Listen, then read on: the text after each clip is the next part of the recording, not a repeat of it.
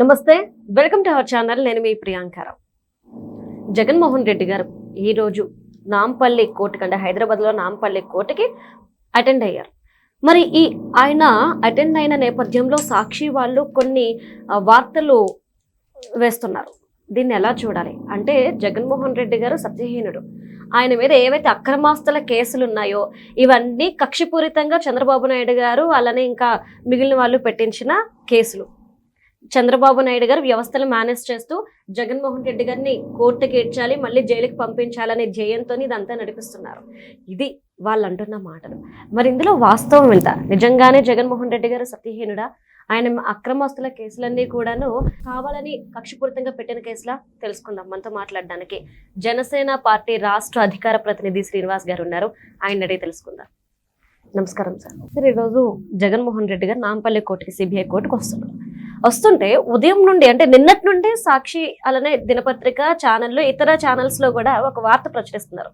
జగన్మోహన్ రెడ్డి గారు చాలా మంచివారు, ఆయన ఏ తప్పులు చేయలేదు, అక్రమాస్తుల కేసులు ఏవైతే ఉన్నాయో చంద్రబాబు నాయుడు గారు వ్యవస్థని మేనేజ్ చేసి ఆయన మీద పెట్టించిన కేసులు, జగన్ని కోర్టుకి ఇచ్చడం, జైలుకి పంపించడం వీళ్ళ జయం. ఇది వాళ్ళు అంటున్న మాటలు. ఇందులో వాస్తవాలు ఎంత? ఒకటి, మన చంద్రబాబు నాయుడు గారి మీద ఉన్న కేసులు ప్రస్తావిస్తేనే వాళ్ళ పత్రికలో, అంటే చంద్రబాబు గారి మీద అనేక కేసులు ఉన్నాయి, అనేక కేసులని కూడా ఆయన అధికారాన్ని ఉపయోగించుకుని వాటిని తప్పించుకుంటున్నాడు అనేటువంటి వార్త ఒక పక్క రాశారు. రెండోది ఏంటంటే, ఈరోజు జగన్మోహన్ రెడ్డి గారు అయితే సిబిఐ కోర్టుకి అటెండ్ అవుతున్నారో ఆయన మీద ఉన్నటువంటి కేసులన్నీ కూడా అక్రమ కేసులే, రాజకీయ కక్షపూరితంగా కేసు పెట్టిన కేసులు. ఎందుకంటే గతంలో శంకర్రావు గారు ఎప్పుడైతే పెట్టారో కాంగ్రెస్ నాయకుడు ఆ కేసు, తర్వాత దాని మీద మన అశోక్ గజపతిరాజు గారు, లేకపోతే అప్పట్లో ఎర్రనాయుడు గారు, వీళ్ళందరూ ఇంక్లూడ్ అయ్యారు. అయితే ఒక సందర్భంలో శంకర్రావు గారు కూడా ఏం చెప్పారంటే, అప్పట్లో మాకు సోనియా గాంధీ గారు పేపర్లు పంపిస్తే వాటి మీద సంతకాలు పెట్టాను తప్ప నాకు అంతకుమించి ఏం తెలియదు అన్నట్టుగా ఆయన చెప్పడం జరిగింది. అదేవిధంగా అప్పటి కాంగ్రెస్ నేత, ప్రజెంట్ కాంగ్రెస్ నుంచి బయటకు వచ్చారనుకోండి, గులాం నబీ ఆజాద్ గారు, ఆయన కూడా ఏం చెప్పారంటే ఇదంతా రాజకీయ కుట్రపూరితంగానే పెట్టామని చెప్పేసి అని పలు సందర్భాల్లో చెప్పారు అని మాటలు వాళ్ళు రాసుకుంటూ వచ్చారు. అసలు మేము అడుగుతున్నాం, సరే శంకరరావు గారు ఏమన్నారో పక్కన పెట్టండి, గులాం నబీ ఆజాద్ గారు అనేక సందర్భాల్లో చెప్పిన మాట ఏంటంటే, అనేక సందర్భాలను వాళ్ళు అన్నారు కానీ ప్రూఫ్స్ లేవు. మన దగ్గర ప్రూఫ్ ఉంది. 2012లో కూడా గులాం నబీ ఆజాద్ గారు ఇక్కడ మన ఆంధ్రాకి అప్పుడు తిరుపతి ఎలక్షన్స్లో ప్రచారం వచ్చిన సందర్భంలో కూడా ఆయన ఏమన్నారంటే, జగన్మోహన్ రెడ్డి ఏమన్నా దేవాంశ సంభూతుడా, అతనికి ఏమైనా ప్రత్యేక రాజ్యాంగాలు ఏమైనా ఉన్నాయా?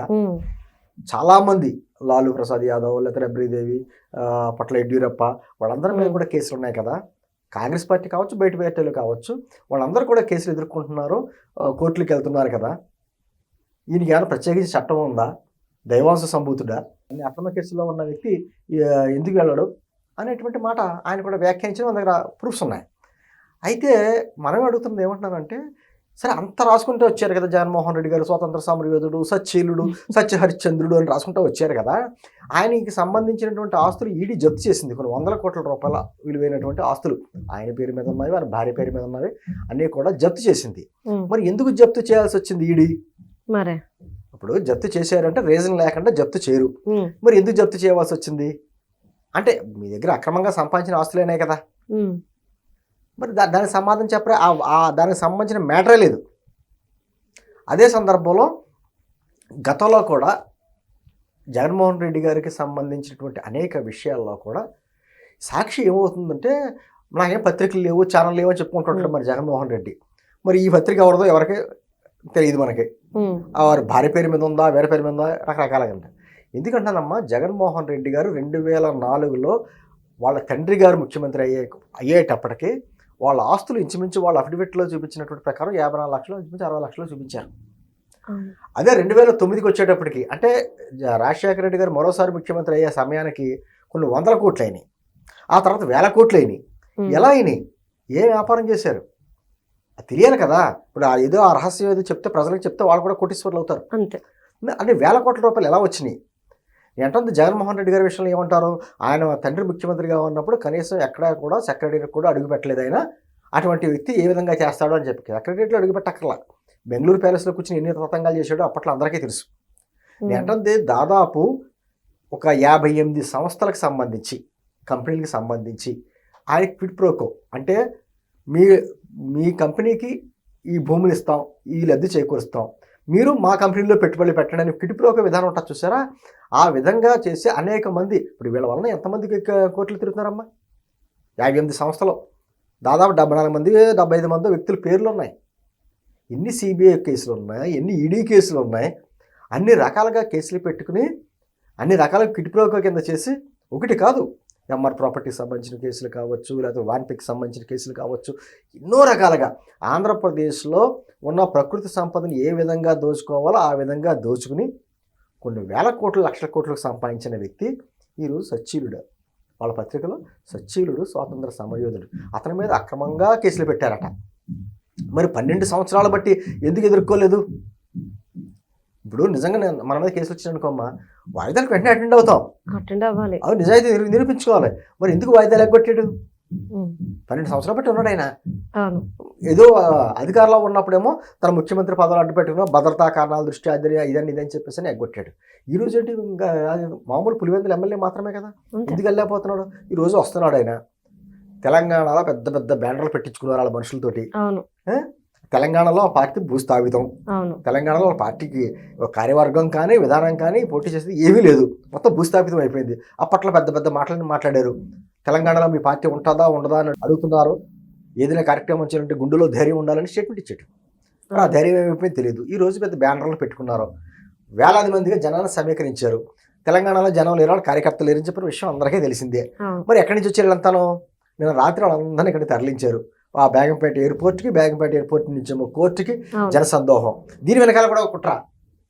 ఎందుకంటే చూశారు కదా, నేను వస్తుంటే అభిమానులు ఈ విధంగా వస్తారు, వాళ్ళని కంట్రోల్ చేయలేను, రేపు పొద్దున మీకు ఇబ్బంది, కోర్టుకు వచ్చే ఇతర అందరికీ ఇబ్బంది, కాబట్టి నేను న్యాయ విచారణ ఇంట్లోకి వచ్చి జూమ్ మీటింగ్లో చేస్తాను అని చెప్పడానికి ఒక కారణం. నేను ఏం చెప్తాను పదే చెప్తానమ్మా, అతనికి వ్యవస్థలో ఉన్న లోపాల మీద బహునమ్మకం. చట్టాల గురించి ఆ జడ్జి గారికి, న్యాయమూర్తులకి, వాళ్ళకి ఎవరికీ తెలియకపోవచ్చు, ఇతను చాలా బాగా తెలుసు, మొత్తం బుక్ చదివేసాడు ఈయన. అందుకని ఏ విధంగా ఎదుర్కోవాలో ఆ విధంగా పెట్టడానికి ఈరోజు బీభత్సం చేస్తారు. నాకు తెలిసి ఆ కోర్టు పరిసర ప్రాంతాలకు సంబంధించి జన సందోహంతో చేస్తారు.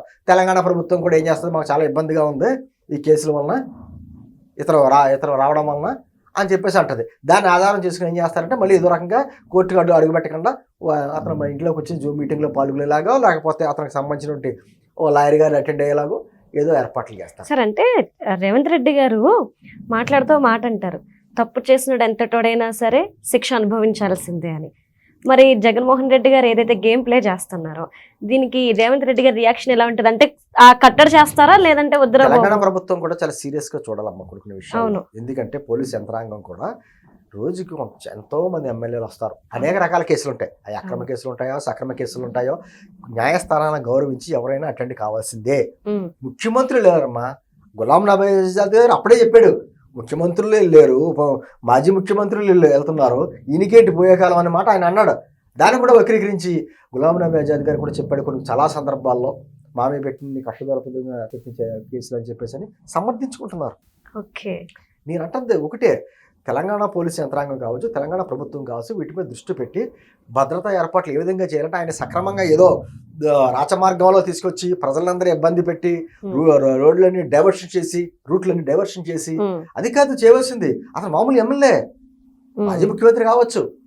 కిరణ్ కుమార్ రెడ్డి గారు తిరుగుతున్నది ఈరోజు మాజీ ముఖ్యమంత్రి, ఉమ్మడి రాష్ట్ర ముఖ్యమంత్రి, మాజీ ముఖ్యమంత్రి, ఉమ్మడి రాష్ట్రానికి ఆఖరి ముఖ్యమంత్రి. ఆయన ఎంత చక్కగా తిరుగుతున్నాడు హైదరాబాద్లో. మరి ఆయనకి లేనిది ఈయనకేంటి స్పెషల్? ఏంటంది ఆంధ్రప్రదేశ్లో గత 5 సంవత్సరాల ముఖ్యమంత్రి చేసాడు ఈయన. మరి కిరణ్ కుమార్ రెడ్డి గారు మరి లాస్ట్ టైంలో ఉమ్మడి రాష్ట్రానికి ముఖ్యమంత్రిగా చేసాడు, ఆయన చాలా చక్కగా తిరుగుతున్నాడు. ఎందుకు? కేసులు భయం, తప్పుడు చేసామన్న భయం ఉంటే జనాలు తీసుకుంటారు. ఒక సామెత ఉంటుంది, మీలో ఎవరికైనా భయం అయితే నా చుట్టూ పడుకోండి ఎవడో. అసలు భయం ఎవరికే? ఆ మధ్య పడుకున్న వాడికి. అలాగా జగన్మోహన్ రెడ్డి అంత భద్రత, తాడేపల్లి ప్యాలెస్లో అంత కంచెలు కట్టుకుని విపరీతమైనటువంటి భద్రతతోటి కొన్ని వందలాది మంది సెక్యూరిటీ పెట్టుకుని మరి ఏం చేశాడు ఈయన, ఏం పొడిచాడని చెప్పేసి రాష్ట్రానికి అంత ఎందుకు భయపడుతున్నాడో.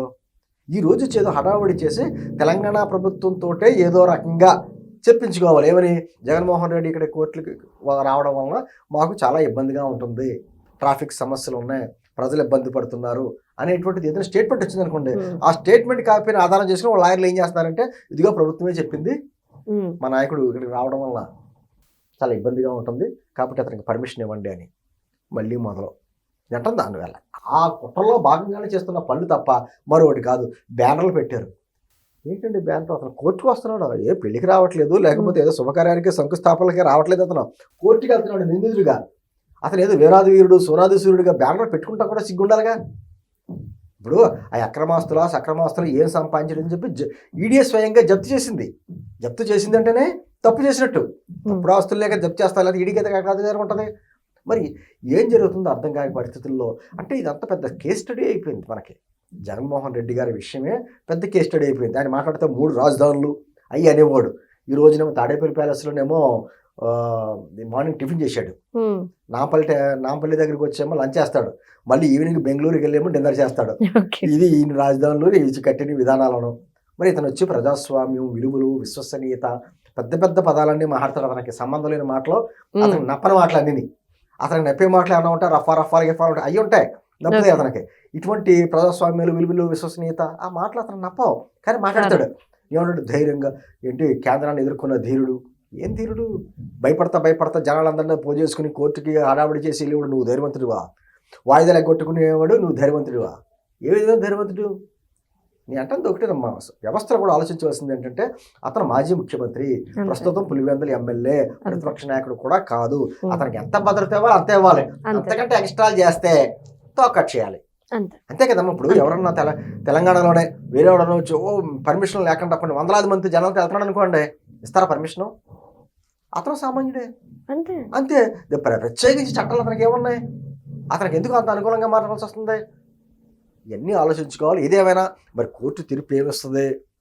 మరి ఆల్రెడీ టైం పెట్టాడు కదమ్మా, 11:30 to 12:30, అంతకుమించి అతను ఉండడు, షెడ్యూల్ ఇచ్చాడు జడ్జి గారికి.